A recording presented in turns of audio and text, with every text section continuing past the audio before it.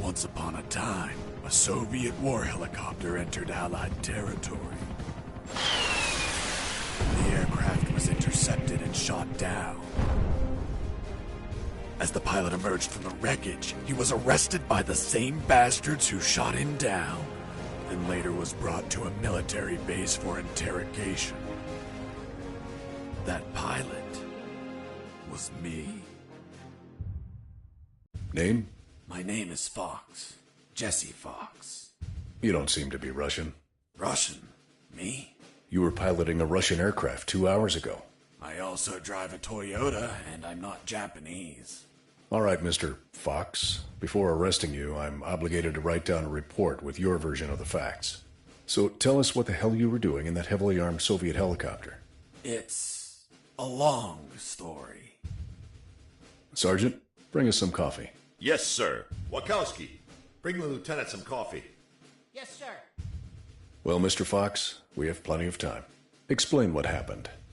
In 1972, a crack commando unit threw me in a prison for a crime I didn't commit. You're under arrest for a crime you didn't commit. I promptly escaped from a maximum security stockade to the underground, trying to survive from these soldiers of fortune.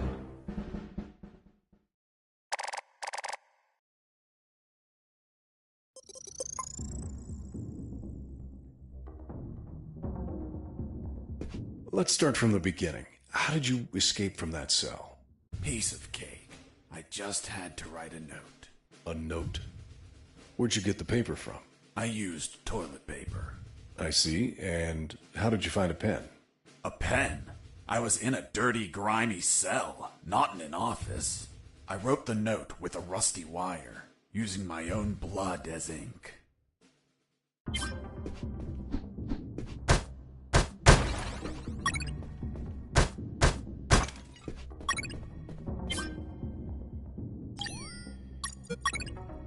I scratched my arm with the wire and got to work.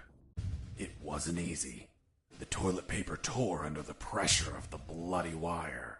Those bastards gave us cheap paper, one ply, unscented, and unpatterned. Why did you break the toilet? Why not grab the paper like a normal person? You know how prison is. It's kill or be killed. And I wasn't going to be killed by some dirty toilet. Hey, you moron! Holy Jesus.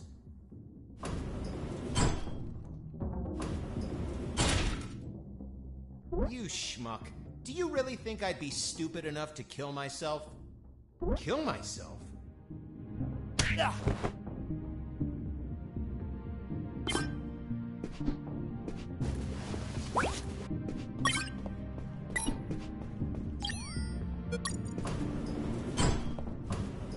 I left the guard locked in the cell. Then I threw away the key and got out of there. Mr. Fox, what about the noose? Where did you get that from?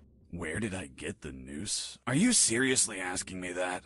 I am, Mr. Fox. I'll tell you later.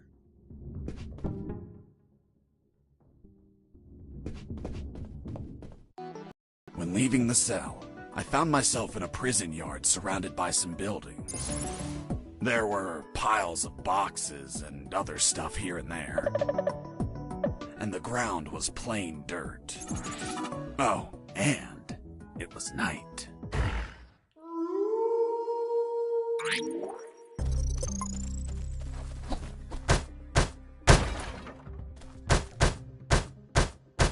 Why did you keep punching those crates? What did you expect to happen? Nothing in particular. Then why this gratuitous violence? I don't know. I suppose I got lost in the moment. You know, for being imprisoned for a crime I didn't commit.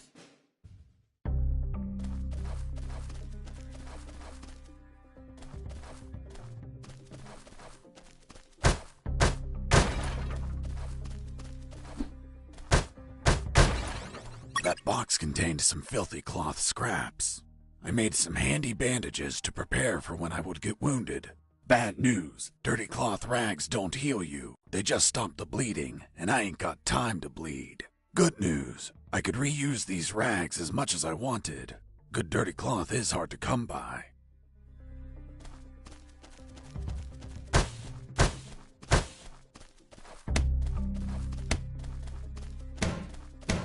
Stop it! I thought everyone would be asleep at night, that it was safe to escape. I was dead wrong. I noticed the presence of 2 guards on the night shift.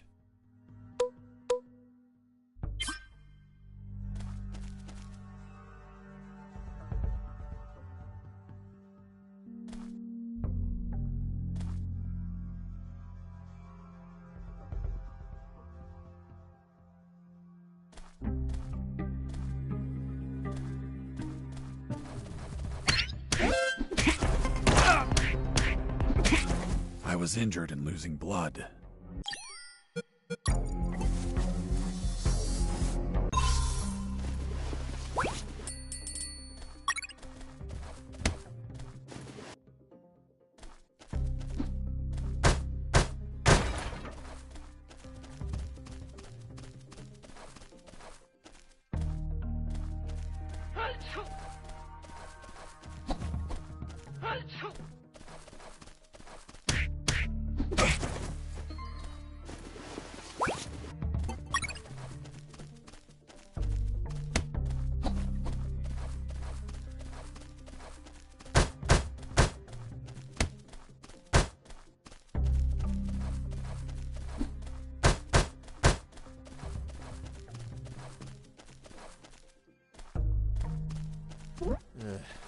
I need to pee.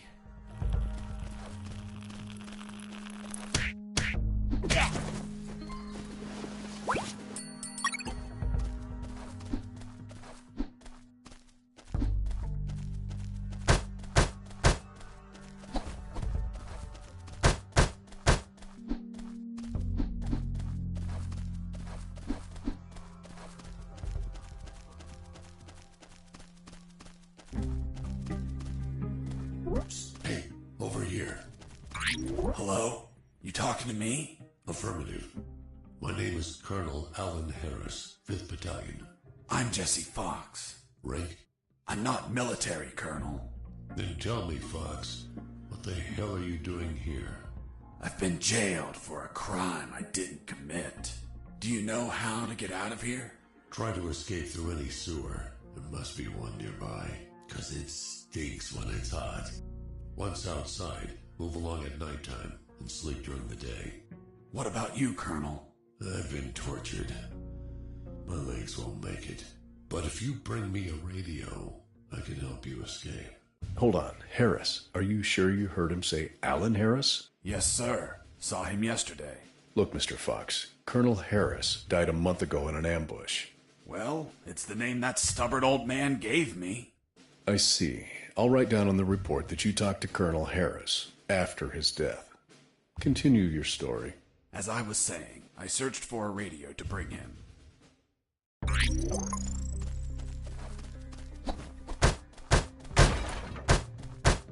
Under some crates, I found my salvation. A sewer hole. There was no ladder, and I couldn't see the bottom. I needed to find a ladder or rope if I wanted to go down.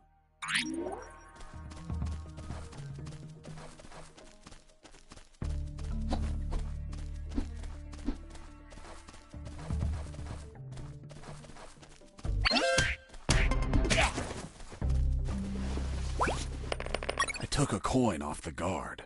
Money? What'd you intend to spend it on? I suspect there's no shops open for an escapee on a midnight run. Who said anything about spending? I used it to distract soldiers. I quickly found out that guards love picking up free coins off the ground.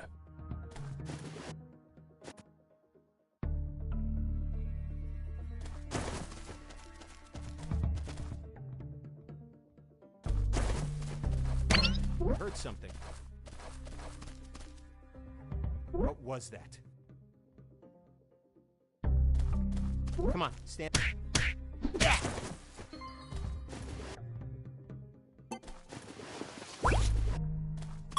I picked up the guard's radio. Without encryption, I knew other guards could listen in on my conversations with Harris. I see. You still haven't told me how you got that noose. I'll tell you later.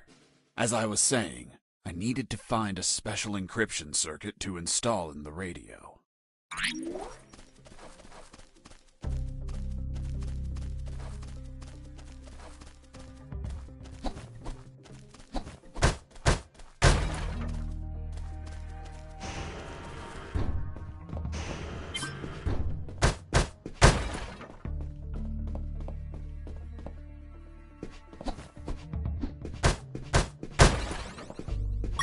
I had the circuit. I just had to attach it to the radio.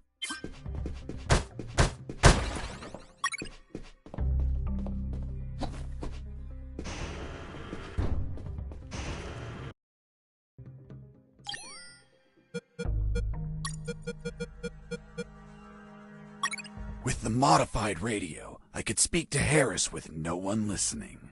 Now, I just had to bring it to him. And the noose? Later.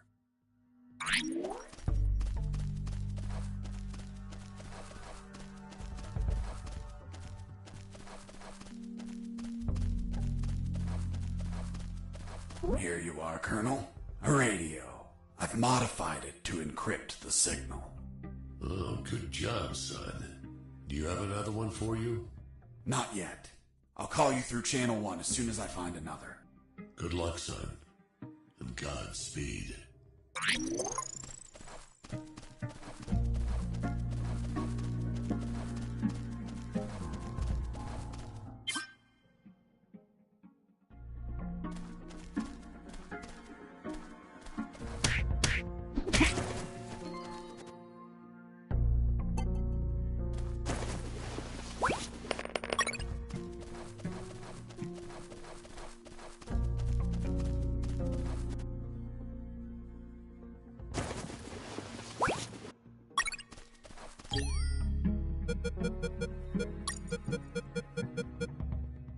With the radio encrypted, I could talk to Harris. I wouldn't have been able to escape without his help. I hate to admit it, but the grumpy old man gave some good advice.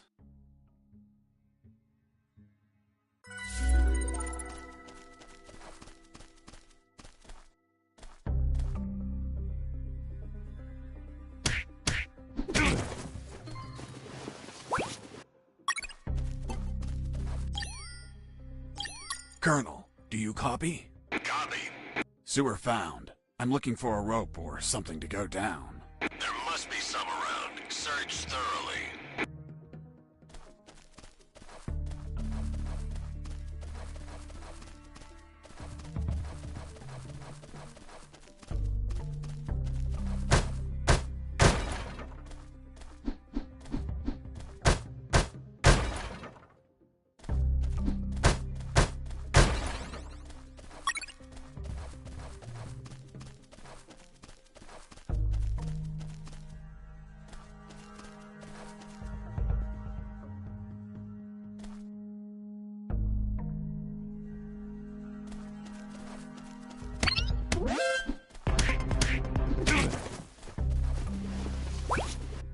You stole a one-eyed man's patch?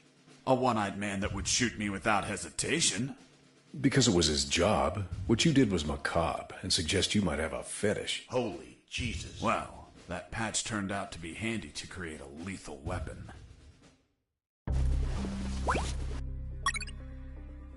You removed his glass eye too?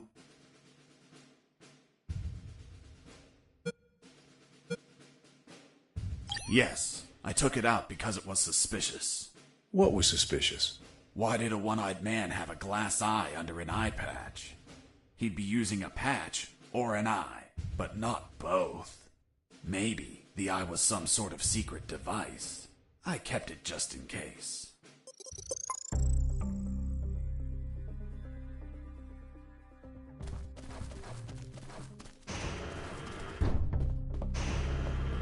Hey, buddy. I have no paper. Can you bring me some?